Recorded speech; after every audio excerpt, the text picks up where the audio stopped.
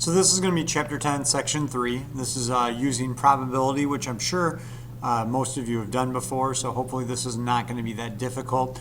Just a heads up, this section is going to be, or this video and notes is going to be mostly on your own problems. We will walk through a couple of examples, but there will be very little writing. You'll just be following along with the examples that are given. And then you're going to be doing a lot of problems on your own, and then you'll get a chance to see if you're getting them right. So let's just get started and go through some vocabulary here. The first one is the probability, which is our main thing that we're dealing with. The probability of an event is a number from 0 to 1 that indicates the likelihood the event will occur. Okay, so, you know, like the reason why we say 0 to 1, because it can go anywhere from, like, say, 1/2 all the way up until 1. Remember, 0 to 1 is like from 0% to 100%, and sometimes probability is given in percent. Okay, the second thing, which you may not be as familiar with, is called odds. Odds measures the likelihood an event will occur against the likelihood it will not. So, for example, if the probability of something is 50%, then the odds are actually 1 to 1, because it's 50% that they won't happen, 50% that they will happen, so it's 1 to 1. Okay, third thing is called experimental probability. So almost all of you understand the concept that, like, when I flip a coin, that the theoretical probability of that coin being heads is 50%. Experimental probability would be if I were to flip a coin 100 times, if 55 times it was heads, then the experimental probability is going to be 55% that it's heads, okay, because that experiment was actually played out, okay? And then the last one is going to be called geometrical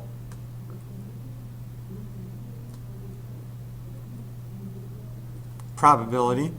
And this is probably the one thing that is a little bit more difficult. So, and we're going to go through a couple of examples like that. So what I want to do is let's just get started. This does have a little bit to do with the first two sections from this chapter because we always need to know what our possible outcomes are, and then our probability is going to be the, how do I want to say this? The outcomes that we want. Okay, so it's the number of outcomes that we want over the total number of outcomes. Okay, so here we go. Let's just go through this example. It says when you roll a standard 6-sided die, the possible results are called outcomes. The outcomes of rolling a die are 1, 2, 3, 4, 5, or 6. An event is an outcome or a collection of outcomes. For example, the event rolling an odd number consists of the outcomes 1, 3, and 5. So if we say things like we want the probability of rolling an odd number, the event that is likely to occur, 1, 3, or 5, that's 3 of them, over the total number of outcomes is 6. So your probability there is 3 over 6 or 1/2. Okay? And then down here it shows you what theoretical probability is. Total number of outcomes, number of outcomes in event A. Event A is what we want. Okay? And then the total number of outcomes, which we just talked about. So all I want you to do is I want you to do these 6 things. It shouldn't take you that long. You have your standard 52 card deck that's listed right here. So given that standard deck, we want to find the probability of each of these. Remember, it's the probability. The probability will always be the number of outcomes we want over the total number.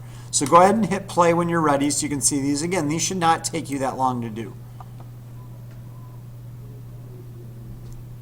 All right, so the first one, 12 out of 52. The one thing that I did not mention before that you may need to write down now is you do need to reduce these. So 12 out of 52 is 3 over 13. Choosing a red 5, there's 2 red 5s out of 52. That's 1 out of 26. Choosing a spade, that's basically 1/4, 1/4 of all of our cards. Choosing a queen, that's 4 over 52, 1 over 13. Choosing a black card, that's half of all of our cards, so you may have just gotten half right away. And then choosing an even number card is there's 20 even cards out of 52, so 10 out of 26, which actually, that's wrong. That can be reduced to 5 over 13. Okay, so let's move on. So those are just basic probability. That should be fairly straightforward. Okay, let's move on. So let's talk about odds. So odds are just simply the number of favorable outcomes over the number of unfavorable outcomes. So, I mean, I know it's written a little bit different, but event A is the favorable outcome. So number of outcomes in A, number of outcomes not in A. Okay? So looking at this example right here, it says a card is drawn from a standard deck of 52 cards. Find the odds in favor of drawing a 10.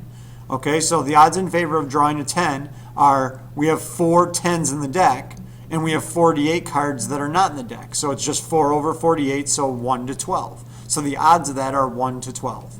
So whenever you hear about casinos and things like that, the odds of winning this, the odds of winning that, or the payout of this, that's where the odds come from. It's amount favorable to the amount that's unfavorable. Okay? So second one, odds against drawing a club. So the number of non-clubs is 39. The number of clubs is 13. So the odds against drawing a club is 3 to 1. Notice it is important which one comes first. Okay, so you want to make sure that what you're looking for comes first, and what you're not looking for goes on the bottom. So that is important. Okay, you have some to do on your own here. So go ahead and do these on your own, and just hit play when you're ready. So again, with odds, the first one is the odds in favor of rolling a 6. Well, we only have one chance of rolling a 6. We have 5 chances to not roll a 6, so our odds are 1 to 5. Second one, odds of rolling an odd number. There's 3 odd numbers, 3 even numbers, so it's 3 to 3, which is just 1 to 1. A card is drawn from a standard deck. Find the odds of drawing a heart. Well, we have 13 hearts, 39 non-hearts, so it's 1 to 3. And then drawing a queen is 4 to 48, which reduces to 1 to 12. And then not drawing a queen, notice it just flips it. So now instead of it being 1 to 12, it's going to be 12 to 1. Okay? So what I want you to do is on your own, you can write in your own words, explain the difference between probability and odds. And again, it's in your own words, just something that is going to help you remember the difference between the two. So make sure you fill that in on your notes. Okay, moving on, let's talk about experimental probability. Experimental probability is really easy because all you're doing is you're taking data that you already have and you're giving what you would expect based on that experiment. So this first, let's just go right into this example. It says, a survey was taken of high school seniors asking them who is their favorite math teacher. I realize these are Kennedy teachers because I got the notes from a Kennedy teacher. Fantastic. So it says, what is the experimental probability that Mr. M was chosen? So what we want to do is we want to figure out the total number of responses first, because that's what has to go on the bottom. So when you add all of these up, you get 282 total responses. So literally, all you're doing for the experimental probability is you're taking the total number and putting it over the total number that thought that Mr. Maudlin or Mr. M was their favorite teacher. That's 51 over the total number. And that's what your experimental probability is. It's that simple. You go to Miss Phillips, it's 65 over 282. And that's it. I mean, it's really is that simple. Okay, and you should always check to make sure that these can reduce. But other than that, you're taking the data that's given to you and you're doing a probability from there. Okay, so let's move on. Okay, this is where it gets a little bit more difficult, geometric probability. So basically, here's what we're looking at. With the geometric probability, we're talking about what is the chance that you might get in the shaded area if you're doing a dart. That's what these two are. That's a typical question when you're doing geometric probability. And basically what we're doing is we want to figure out, okay, I know how big the target is.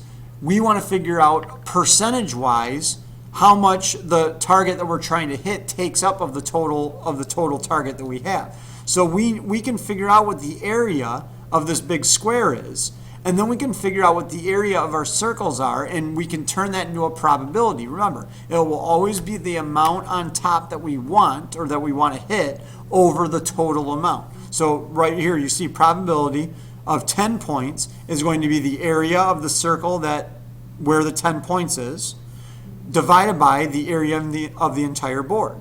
So what you do is you know that the radius of this middle circle is 3. So if the radius of this middle circle is 3, then you find the area of that circle by doing pi times 3 squared. So that's what you have on top, 9 pi. And then what you do for the square is you find the area of the square, which is 18 by 18. So you do 18 times 18 is 324. So therefore your probability is the area of the small circle divided by the area of the entire square. So it ends up being 9 pi over 324 reduced as pi over 36. And then you could put that into a decimal if you want to. Okay? Now, the second part is saying, what's the probability of getting 0 points? So 0 points is going to be the black area on the outsides here. It's where we're not hitting it in the circle. So what do we do there? The same idea. The difference is we need to figure out what the area of that is, and there's no one single formula to do it. What it is we are taking the area of the entire square, which is 18 squared, or 324, and we're minusing the area of the circle. So if I want these little things right here, I'll do that in a different color so you can see it. If I want this area, this area, this area, and this area, what we need to do is we've got to take the entire area of the square and subtract off the area that we don't want. So we're going to subtract off the area of the circle, which is a radius of 3, 3, 3, the radius of 9. So that's going to be pi times 9 squared. So we have 324 minus 81 pi is the area of the black shaded area right there, which is what you see right here. And then we divide that by our total area of the square, and that will give us the probability here. So we end up with 4 minus pi divided by 4. And again, if you want to just write that as a decimal, that is completely fine. So then it says, are you more likely to get 10 points or 0? Well, whichever one is higher. So you are more likely to get 0 points than you are to get 10 points. Okay, let's look at an example down here. I'll do one of these for you, and then I'm going to have you do the other two on your own. These can be difficult. So let's go through this and see what we have. So right here we have a square with a square on the inside of it. So this first one is a little bit difficult because we need to figure out what the length of this square is. We already know that the big square is going to be 64. Let me write this in a different color. We already know the big one is 8 times 8, so area equals 64.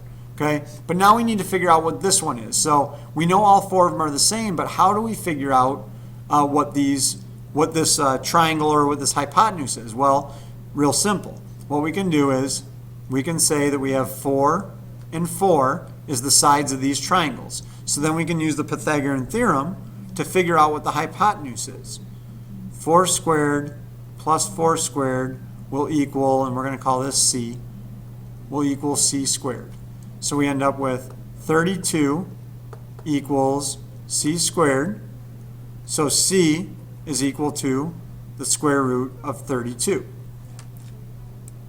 So what does that mean we do? Well, to find the area of the inner square, which is the square root of 32, it's going to be the square root of 32 squared, which equals 32. So the area of the smaller square is 32. So if I wanted to find the probability that I would get the dart in the shaded area, it's going to be 32 over 64, which is also 1/2, or 0.50. Okay, so I went through this one together with you. Okay, so what I want you to do is try and do this one, and then try and do this one, and let's see what you come up with. So hit play when you're ready. Okay, so for B, you should have gotten 8 pi minus 16 over 8 pi.